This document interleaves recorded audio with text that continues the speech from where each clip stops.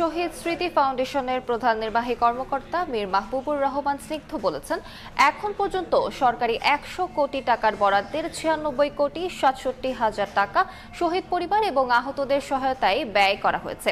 আরও যে টাকা প্রয়োজন তার জন্য ঈদের পর বেসরকারি পর্যায়ে তহবিল সংগ্রহ শুরু করবে ফাউন্ডেশন। সকালে রাজধানীর শাহবাগে সংবাদ সম্মেলনে তিনি জানান, 836টি শহীদ পরিবারের মধ্যে এখন পর্যন্ত 745টি পরিবারকে 37 কোটি 25 হাজার টাকা দেওয়া হয়েছে।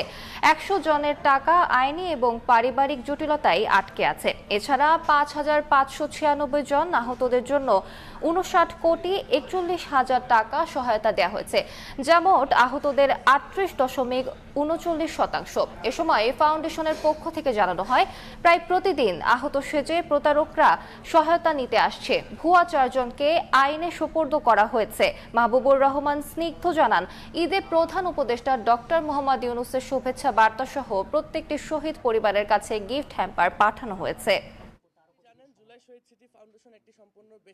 745টি শহীদ পরিবারকে 37.25 কোটি টাকা, আহতদের মধ্যে আমরা এখন পর্যন্ত 5596 জনকে 59.41 কোটি টাকা প্রদান করতে পেরেছি, 38.39%। 96.67 কোটি টাকা আমাদের ফাউন্ডেশনের পক্ষ থেকে আর্থিক সহযোগিতা করতে পেরেছি। যার যার জায়গা থেকে এইবারের ঈদে এই শহীদ এবং আহতদের পাশে দাঁড়াবেন এবং তাদের সাথে নিজেদের কিছুটা সময় হলো স্পেন্ড করবেন, যাতে করে তারা এটা উপলব্ধি করতে পারে যে এই পুরো বাংলাদেশটি তাদের পরিবার।